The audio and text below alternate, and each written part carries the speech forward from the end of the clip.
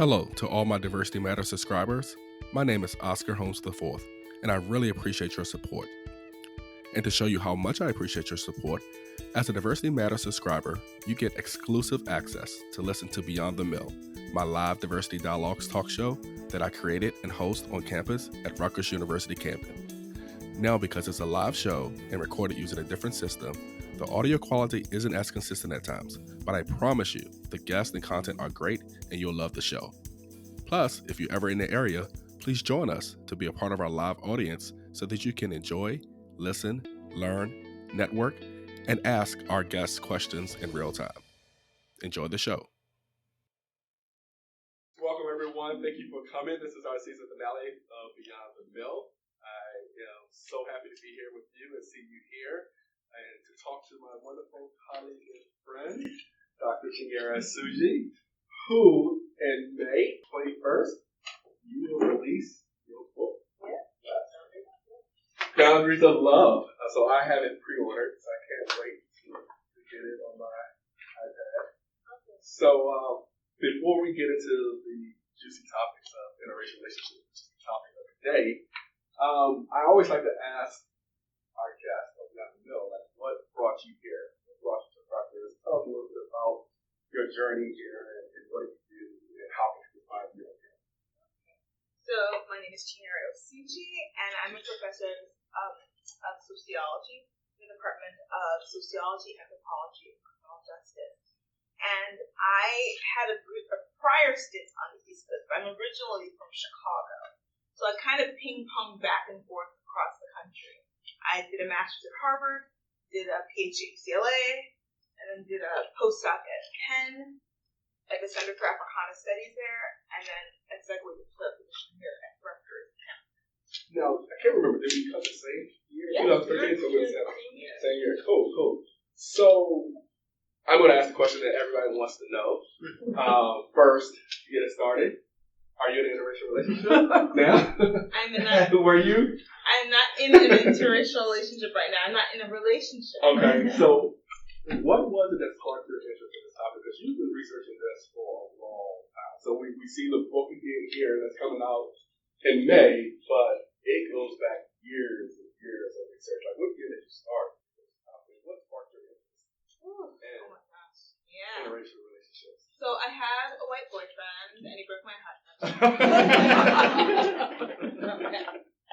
So I went to college, and I realized that there were all these black people that weren't from Africa, like me and my parents, and weren't from America, from the United States. They're from other areas of the world, including Latin America and the Caribbean. And people know about Jamaica, of course, and like the English-speaking Caribbean. But I became aware of this whole population of black people in the Spanish-speaking Americas. I had a friend, a former roommate of mine, who told me one day, like, yes, I'm Colombian, and my dad is black and my mother is white. And I was like, what? I don't understand. She's just like my friend, you know. I'm like, you're just a Colombian friend I had, you know. She's a friend who's Colombian, right? And I came to realize that, like, there's this rich history of black people across the diaspora that I had never been taught about. I took a class called African World Perspective, and I learned that Brazil received 4 million Africans as enslaved people, and that's something like 10 to 11 times greater than the United States received. So there's this huge population of black people there. So I was like, oh, it's all fun facts, what happened? But then I became interested in affirmative action policy, because Brazil, just as we were starting to try to dismantle this affirmative action in our higher education, Brazil was starting to implement it. And so there were what they call quotas for poor people, for people who are Afro-descendants, people who are indigenous. And so I go to UCLA, go to Harvard, studied race and policy, and it was a good match. And then I went to UCLA to study race in Brazil. I was like, I'm gonna do Brazil. I'm a Brazilianist. I'm interested in racial equality in Brazil. And I get there and I'm like, whoa, there's so many interracial couples here. I was shocked. So I was from Chicago. Like, people don't mix as much there. And I was like, oh, that's so interesting. But whatever. You know, I'm gonna be Brazilianist and study affirmative action policy in Brazil. And I get to Sao Paulo, like first time in Brazil, and I'm like, oh, where Brazil is a society that's known for its race mixture, right? Like, we're all mixed. Like, everybody thinks of Brazil as like a place where people of different colors intermingle, intermarry, do all sorts of stuff, and produce people across a range of color. I went to Sao Paulo, and I was surprised to see that white people in white neighborhoods, black people were, but in neighborhoods with black and brown people predominantly, and some white sprinkled in. And there was a whole neighborhood that was Liberdade, that was where the Japanese people had settled originally, and it was still populated largely by Japanese. It's a very segregated environment. I was like, I see more interracial couples in LA than in Sao Paulo. What's going on? And that led to this book. Okay. So tell us what is going on with this. But I also know that you were not crazy about this book cover. So, yeah. right. So what was it about this book cover? I mean, we went back and forth with some of the options. We settled on that, but I mean, let us everyone know what were some of the issues you have with the book cover. Okay, so when I looked at this cover, I thought this looks like a couple that could be in Brazil or America, but really looked like an American couple. That's fine. Okay. And then when I looked at the couple, when I looked at the children in particular, I remember thinking that this child over here looks actually a lot like the kids who I'd seen who were the product of interracial couples. And that child over there, I am thinking of like his son. He's darker than his father. And so my family did this joke that the book should really be called like When She Cheats. Like those don't look like his kids. But, it is what it is, And so like there was another cover that I was debating about, and I was like, you know what? I'm done. Mommy, which do you like more? I'm done. Okay. It's a mother's choice. I saw the other choice too, so I think you're choice. I think your mom would like it. Thank you, Lillian Osuji. Right. I know. I think there's an argument to be made either way. I mean, these kids definitely look like they have different features.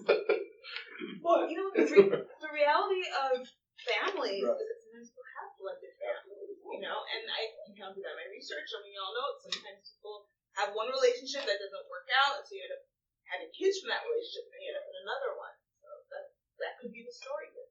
It could be the story. I don't think it was the story for the other side else. No. Like, dude, but they're kid's happy. Father. But the thing is, they are happy. Yeah. I do like that. I like that they're all smiling at one another. Now, let me ask you this. What if it were switched? Like, the editors or the illustrators, whoever they came up with the concept, did it make a difference that the woman was white and the man was black? What are your thoughts on that? Because we definitely, your research, there's definitely different rates of interracial relationships that vary. So it's not like it's a normal distribution of, equally men or women. Interracial is very segmented in terms of men in this case. So what are your thoughts on that? You're How absolutely to right. illustrate a character? So, buy my book, Boundaries of Love. Right. And so, when thinking from a marketing perspective, you're absolutely right in the sense that there are more couples involved with white women with black men. And so, from a marketing perspective, it would make sense to have on the cover the most common type of black-white couple that there is, right? So, I think in that respect, I really like the cover in that it shows that. Okay. So, I know it's like a catchy topic, but I'm going to say it right now. I haven't read the book yet, but I did go through extensive notes like that you have on the book. And you talk about a lot of these ideas when you think of relationships, you think of just where people together kind of love. But it looks like these mixtures and families, wanting to put those white in their lives. And as a researcher, I know you have to be professional, you have to kind of take a step back. And you couldn't say things in the moment, but looking at some of the transcripts of interviews, were there like only a few moments where I can't believe you said that? These moments that I know you couldn't say it when they were talking to you, but after you got back to your room or whatever, what are your thoughts on some of the things that you were saying? I think that we should be more specific, Oscar. Well, please, be more specific because... Sure. So, I remember that there was one couple who I interviewed in Chinyere and the woman was a large woman, and she was white, and the husband was black. And I think that in our head we have the stereotype that in black-white couples, if you have a white woman with a black husband, that like she's usually less attractive than your average white woman or white woman who pair up with white men. But in this situation, it was a very particular situation because she lived in a home that her parents had, and once they passed away, she inherited the home. And she said that she'd always had a preference for black people ever since she was a little kid. That she always brought black friends home. And I remember her telling me that her parents used to get really frustrated, especially her mother. Her mother would nickname her slave ship because she was always bringing black friends home. Right? So I remember being shocked at that, and like it was like kind of funny because she's telling it jokingly, like you the grero, like like it's not funny, but we were laughing. And then so she knew that her parents would never be happy with her with a black man, and so she didn't date black men while they were alive. But then once they passed on, she was able to date whomever she wanted, and so she ended up with this man whose name I believe I called Neal in the book, and he was a black man who was a lovely person. And so when people talk about status exchange, often whether it's demographers or regular people, like, oh yeah, to compensate for being a low status racial category or a member of a low status racial category like black, you have to compensate for it by having high levels of education or high occupational status higher than the white person in the relationship. What I saw in this situation was that the white woman, Adriana, she was middle class. She was doing really well for herself. What she'd seen over time is that her neighborhood had progressively become poorer, but she still owned a house. It was a nice house. And her husband, or partner, he lived off of her. So he had a nice situation going where he didn't have a job, and he told me about his prior spouse, who was also a white woman, who was also large, how she had passed away from cancer, and how he was able to receive her pension. So he had received her pension when she passed away. So he had, a nice cushy life. Wow. At least that's how it seemed on the outside, right? Right. So, you mentioned their size. So I think it was a part of the story. It was like going for a certain type of woman. I think that he was going for a certain type of woman, but also some women were going for a certain type of man, right? So the reason I brought up Adriana's size is because while I was there interviewing them, this is the ethnographic eye you have to have. I remember her like calling him, like Danielle, and he'd come and he'd lift her out of the chair. She was handicapped, right? She didn't have the ability to get up in and out of her own chair, and so in a way it was a different type of exchange that was happening, right? In which he was able-bodied and a nice life living with her, but she also received a caretaker who was his. So that's part of what I wanted to get at. The other part was this deep concept of white, like your race line, that some of the interviews they get family home. Or in contrast, black, and like they were upset that they were black. Sure. So you talk and share with the audience some of perhaps those quotes or whatever that really struck out with people who were like, like I want to like. So the context is that in the history, right, there's this moment like after abolition when Brazilian elites were like, oh my God, our country is so brown and black. We've got all these freed black and brown people and very few white people. What are we going to do? I know, we'll import our whites. So they brought lots of Europeans to Brazil to help industrialize the nation, right? So this was like an industrial revolution was taking hold of Brazil. And this was their solution for the race problem, right? Yeah, they don't have a race problem. They're going to all be white over time. The idea was that by mixing with blacks, it produced lighter offspring. The idea was that looking at the actual numbers, that infant mortality of blacks was lower than it was for whites, so blacks were going to die off. And so eventually, Brazil would be a white nation, just like the United States or Germany or Italy or what have you, because that industrialized Western society that was white. It was so linked to white. And so there's this understanding of whitening ideology that took hold that still plays a role in Brazilian society even to this day. There's this notion that by engaging in upward mobility as a brown or black person, that you get more education, that you make more money, that you have this potential for white. Because now, on the one hand, maybe if you're light skinned, you can get your nose job, you can get your hair straightened, and people would just think you're white or descended to the town. Right? Maybe a little bit of black people in the background. In Brazil, they have the same saying, a foot in the kitchen, to refer to having a little bit of black ancestry. I have a foot in the kitchen.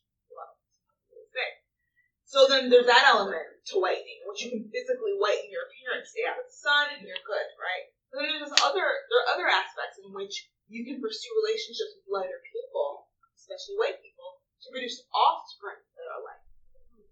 And then there's the issue of maybe you only spend time with white people, so you're whitening your social network. So this is a very potent ideology that's run its course through society. But then you've got this black movement that really takes off once the dictatorship is over in the late 70s. And all of a sudden you've got black people who are mobilizing for their rights, especially in the 80s, starting in the 80s. And with this mobilization comes an appreciation for black people. And not just black culture. Brazilians love samba, we all love samba. Brazilians love samba, taking cultural elements that, belong to black people and appropriating it for non-blacks or for the nation. Not that Americans would know anything about it. Right? Yeah, but that's a very strong current in Brazilian society where we eat African food. We've all got this African cultural element. But with black mobilization, all of a sudden they're like, no, black people matter, black lives matter. As people today. Not just in the past, that's not put in the kitchen, but today. And so there's growing appreciation for darkening. Even as policy shifted to allow more black and brown people into universities, for example, into bureaucratic positions in the state. And so with this has come this coolness of being black. And so what I saw in my book, in the Rio de Janeiro section, not in the Los Angeles section, were several white women who referred to themselves, or had other people refer to them as negras frustradas, frustrated black women, in which they really wanted to be black. One woman, Angela, I call her in the book, she said, I love your hair. I was born on the wrong continent. I should have been over there in Africa. I love black culture. I love black men. I love black religion. And I want to have black children. So I'm going to find myself a black man to do it. But then she had a little bit of a surprise when her daughter was born. And her daughter looked just like her. And she said, oh my gosh, you could have been black. No. Oh, Chinyere, he could have been a little black girl. She looked just like her. So for her, and for everybody around her, the daughter was white. That's how race works. So did you do your interview in Portuguese? Of course. Well, you see. Okay, so let's open it up. Let's get some more questions. Let's open it up to our audience because I know they want to get into this conversation. Hi, everything. Oh.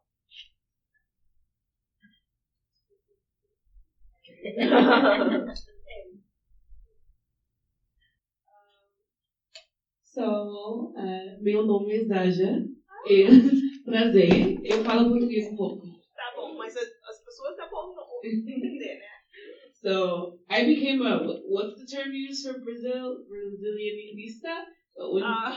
Brazilianist. Yes. Brazilianista. Yeah. So I had a similar experience when I went to Salvador, and I observed a lot of the things that you observed as well. Did you visit there? Did you notice anything there? I know for me, when I went to Salvador, the first time I went there was with a graduate student group, and the second time I went there I was alone. And there were so many race-related things that happened. It's for me as a black woman, being in Salvador, Brazil, and not being poor and being in certain places, it was just weird. You see people looking at you, or people assuming you were, a sex worker because you're there, or you're wearing a certain outfit, or you're at the hotel. We were staying at a nice hotel, and if women who looked like me stayed there, the likelihood of them being there is because they were with someone else.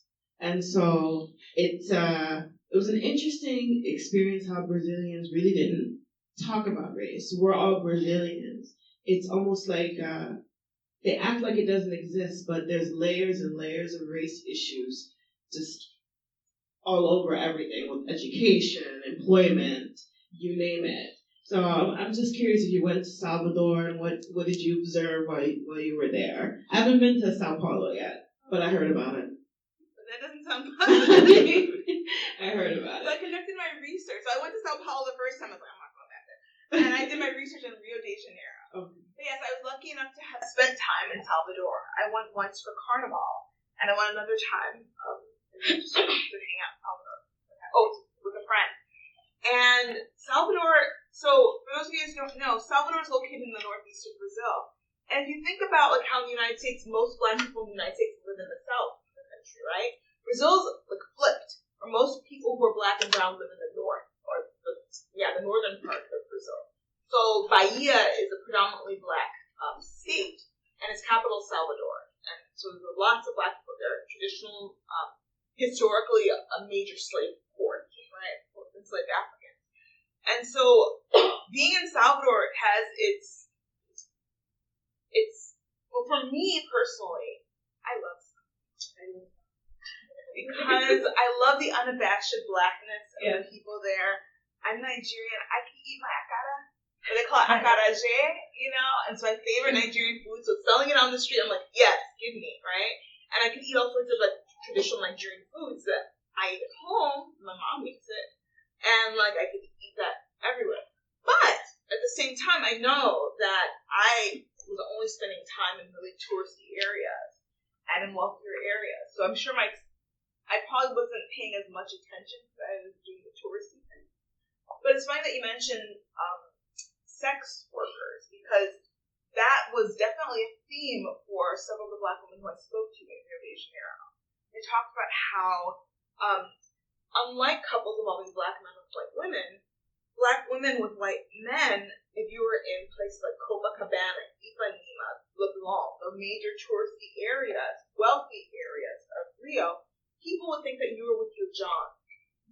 And depending on how pale your husband was, people would not even think he was Brazilian. Just understanding for Brazilians that the typical Brazilian is a brown Brazilian, maybe a little paler, maybe a little paler or a little darker. But somebody who's really, really pale, not Brazilian, not Brazilian, even though there are plenty of pale people in Brazil. So then there's this dynamic in which couples talk about having to maneuver not being seen as participants in sex tourism or sex trade. Oh, and also, I had an incident in Rio de Janeiro, not in Salvador, which I was waiting for a bus, hanging out in Lapa, waiting for a bus, and this older man who was in a black suit and a black hat, he had curls, he's like, sex for money. And I was like, and I was thinking in Portuguese, I was in Brazilian mode, I'm like,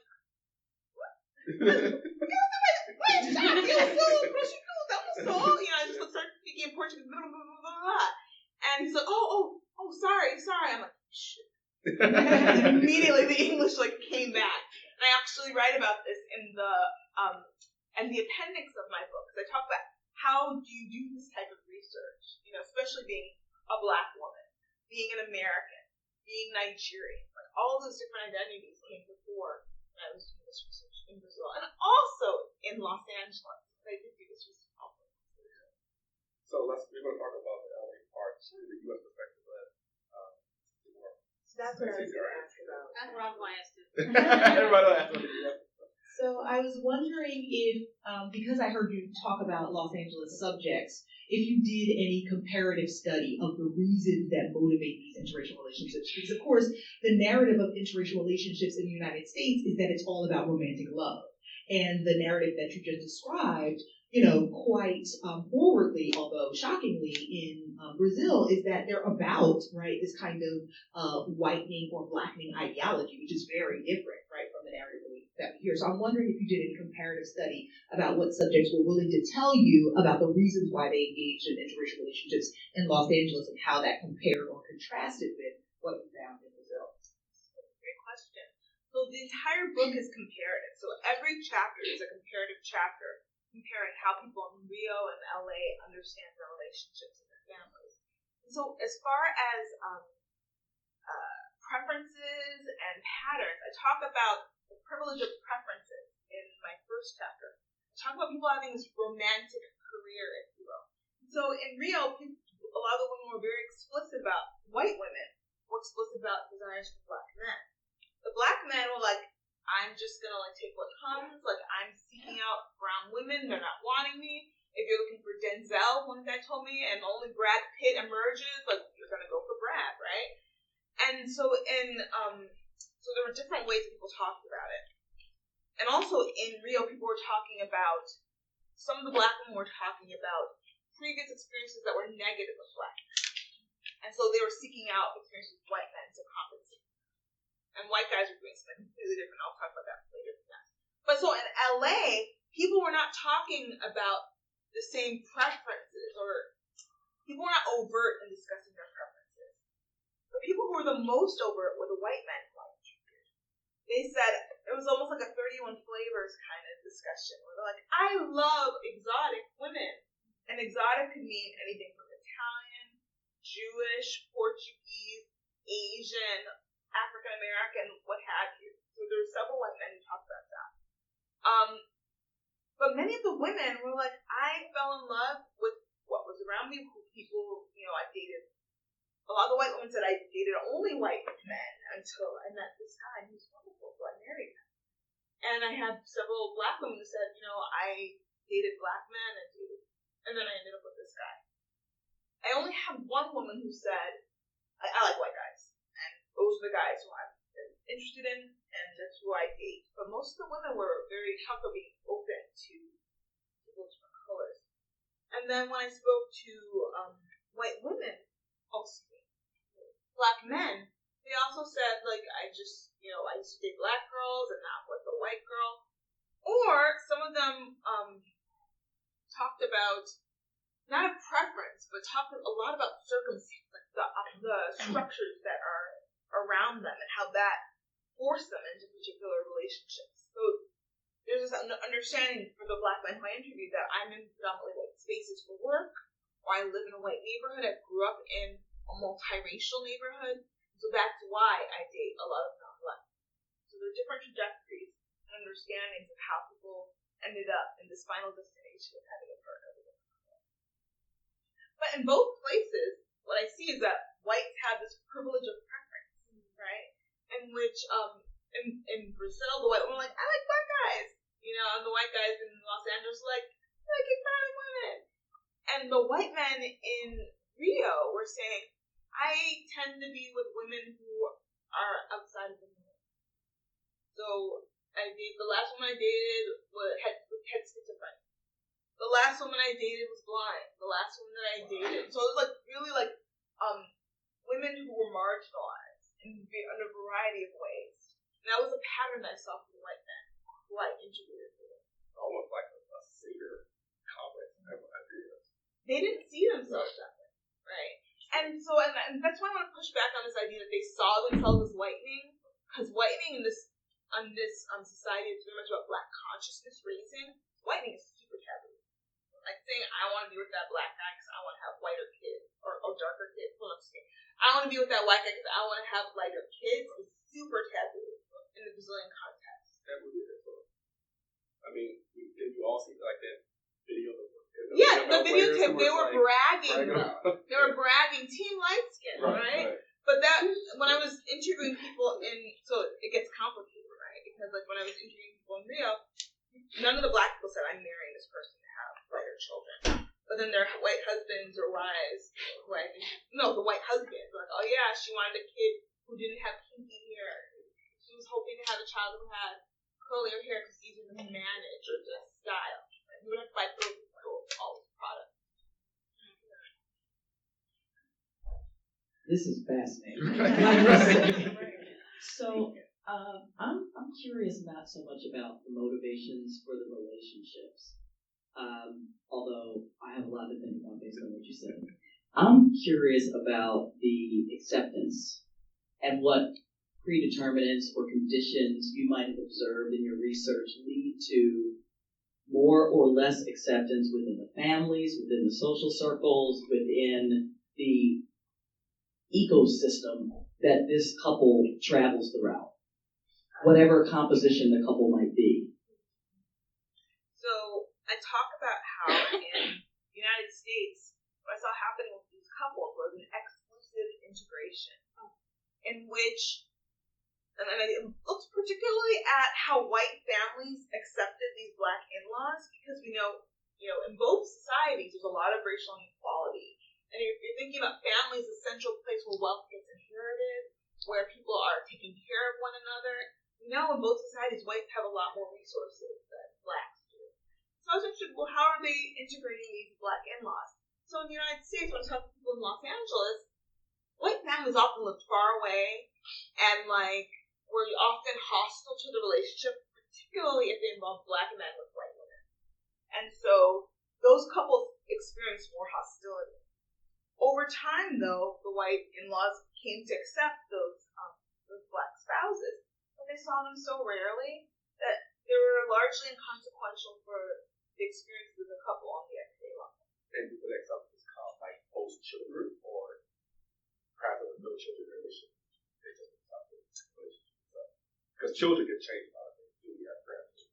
They can, but what I saw was all across the board. Whether people had children or did not have children the time that I interviewed them, there was okay, they're okay now, right? At the same time, I don't want to say that all the couple experiences have hostility. There are plenty of white families where they're like, oh yeah, we love her, we love him, right? And this especially happens with relationships involving white men with black women. And the types of white black women that intermarried into these relationships that I interviewed, many of them were not necessarily seen as black by outsiders. They talked about being mistaken for Mexicans, from LA, or being mistaken for people of other ethnic backgrounds, racial backgrounds. So do you think it made it better for them? It made it easier for them to integrate. So it's still that argument. Absolutely. Pigmentocracy. Right. But, again, they didn't play, for a lot of the couples who I interviewed, the white extended family members lived in other cities and other states, so they weren't very consequential for their everyday lives. Unlike Brazil. They are not. You know where they're having cookouts? Brazil. Well, I just wanted to finish answering your question, because in Rio, what I saw was an inclusive discrimination that was happening, in which white parents, extended family members also weren't accepting. They didn't like the fact that their white children or family members were dating and marrying a black partner. And they would be very rude to them. Things like ignoring them, but they saw them every Sunday, every week. You saw that same black person, and so you couldn't avoid them. And some of them, I remember one woman in particular mentioned how her white mother said, "Oh, I just love to call them son now because I don't see him as a black person. I see him as a white person." So by changing how she sees him, she's now able to treat him like a human being. Just the quick follow-up was, this may not have been your intention, but it almost, the way you're framing this makes it sound a little bit like the burden to be accepted is on the black partner, rather than the other way around, or comparable on both sides. So I was interested in how white extended family members understand or the process of integrating this black spouse. So I think that's part of why you're picking up on that. But I would say the black partners did not see themselves trying to ingratiate themselves to their white extended family member. They're like, I love this person, and if you have a problem with that, we're married. Go having kids. It's unfortunate, right? I wish that, you saw us as equals. And I remember one man, Edward, I think they call him, talked about how it was the most dehumanizing experience of his life when his white wife, her family totally did not accept him and treated them badly, disowned her, essentially. And so what are you going to do? Life goes on. And that's the story of, Black America, right? You experience oppression, but life goes on. You still have to, do your best to have a good life for yourself.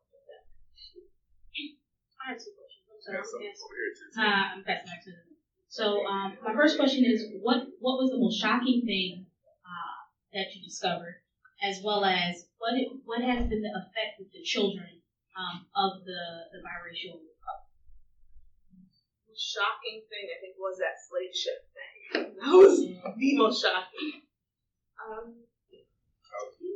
The kids were doing terrible. I was so sad. Not true at all. I was not so much interested in the children because my larger question was really about ethnic and racial boundaries and how they work. We always say, in Brazil, race works differently from how it works in the United States. So I was interested in this thing called blackness, this thing called whiteness, and how they play out similarly or differently. So I have a chapter that's devoted to how the parents identify their children. Mm-hmm. And so what I see happening is that in Rio de Janeiro, depending on the phenotype, the child might be seen as black, might be seen as white, or might be seen as something else, like mestizo, mixed, meio termo, in the middle, moreno, this ambiguous term that could just mean brown or but in the way that they were talking about it, they meant not white. And I talked to them about what this means for affirmative action policy. And so in Brazil, Rio, I spoke to the parents. They're like, my child would qualify for affirmative action in higher education if they were not white. So the parents who had white children were like, oh no, she doesn't qualify. No. In the United States, when I was talking to parents in Los Angeles, everybody said my child is biracial. Biracial, mixed, biracial, mixed. And so when I asked them about, because they would say they have this additive understanding of their child's identity, in which the child is both black and white equally together, right?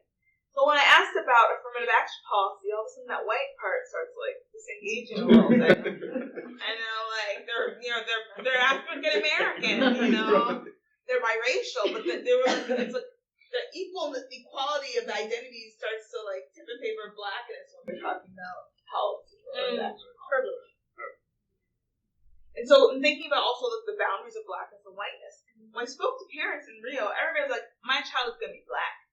And black babies, because it's the gene that dominates, black people have more biological constitution that's stronger than white people do. But then when the kids came out, they're like, oh, that's not a black kid. That's a white kid. Or that's a mixed kid. Or that's a mestizo, etc. But the most common terms that parents in Rio used were black and then white. And then other terms. Whereas in LA, it's like, my child will be biracial. My child is born. My child is biracial. There's no change. My name is Neal, and I find it fascinating, the relationship you brought up between privilege and preference. That's something I never thought of. And in the United States, we're very on the surface, we're very accepting of interracial couples, and we promote this idea of love. But in reality, I come from Chicago as well, and I know it's a very segregated city. You leave one neighborhood, and all the people of one sort are left in that neighborhood. And you see these same relationships of black men with white women for opportunities and so forth, and even white men dating black women out of almost a fetish of, oh, you're something I've never seen before, or you're something that I didn't grow up around, a culture I didn't grow up around. So I find it really interesting that there are parallels between your experience in Brazil as well as your research in California. My biggest question, being that I'm a product of an interracial couple, and I've also had friends that are Caucasian, dated people who are Asian, just being in Chicago, which is a very segregated city, and with all types of people, my question to you is, do you find that interracial relationships are solving racial problems? Absolutely. Because I find, because in some cases, there's a line between appreciation and appropriation. And so, I've had friends who are Asian who love black culture, only date black people, but they don't understand the culture, and they see it more as, this is someone who's black, I like it, I almost fetishize it, but I don't necessarily understand it. Or someone who wants a child because they want a child that looks black, that has the black culture that they see, but they don't necessarily understand the intricacies. So do you think that it's furthering the understanding overall, more than just mixing people? So I think that this points to larger issues in the sense that we're from Chicago, yay, and Chicago is a segregated city. But the reality is the United States is a country that is segregated. All of our cities are hyper-segregated. When you look at like traditionally they've used the index of dissimilarity in the past to look at cities and to understand segregation. And when you look at most cities, we're like in the 80s and 90s of that perspective, meaning that like 80% of all Black people would need to move for there to be like no segregation. And Brazil's not like that. It's like in the 40s and 50s. Okay, so much less segregated than any city in the United States, or most cities in the United States. But I think that we put a lot of pressure on interracial couples and their multiracial children. I think that it's been a cop-out or a way of not really doing anything serious to ameliorate racial inequality and injustice and discrimination in our society. Say everybody's gonna just like mix and it'll go away. Racism will be, in the past. And I was living in California, right, which is a very sees itself as very progressive. And a lot of people would tell me things like, racism will be over because we're all mixing, we're all gonna be brown one day. And I was just like, I like doing that. There's that element, and then there's the other element of but even Brazil has had centuries of race mixing, and there are people who are lighter or darker, and we still see a hierarchy in which whiteness experiences more privileges than blackness does.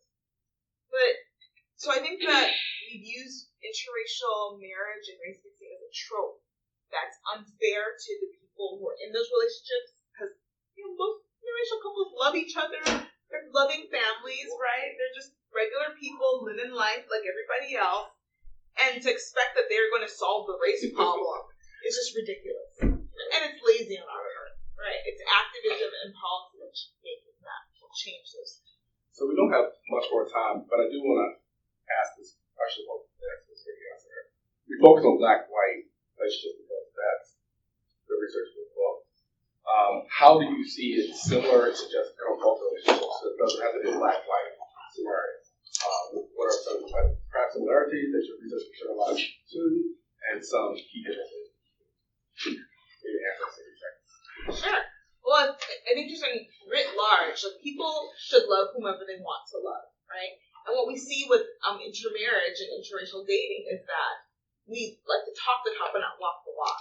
There's this great book by Neal that talks about how people are okay with interracial marriage as long as it's fun dating, as long as it's not them or their family members, And so I think that can play out for people of a variety of different backgrounds. But overall, I think that love is a beautiful thing and it should be celebrated. And I think that people should be free to love and live with whomever they want to. I think that's a great way to end this show. Again, I think it's May 21st, right? All right, now there's the love comes out. Make sure you get that. I want to please join me in thanking my guest today, Dr. Chinyere Osuji. I always want to leave with parting thoughts, so I thought this was fitting today. In the evening of life, we will be just on love alone. So I think that's a great parting thought. And this is the season finale. Thank you all. 6 episodes. Thank you, everybody. See you in season 2, hopefully. And again, this is it. Thank you. Thank you for listening to Beyond the Mill and for being a Diversity Matters subscriber. If you enjoyed the show and want to hear more, please post, talk about, and reshare our show with all of your friends and family. And leave us a favorable review so that it will make it easier for others to find us wherever they listen to podcasts. We cannot do this important work or keep it going without you, so we really appreciate your support. Beyond the Mill is produced by me, Oscar Holmes IV, and TiAira Neal, and receives generous support from Rutgers University-Camden's Office of Diversity Inclusion and Office of Student Affairs. Diversity Matters is produced by WH Consulting, a firm that provides a wide range of management consulting and professional services to individuals and organizations. Original music produced by Sincere Morton Murray. Until next time, peace and love.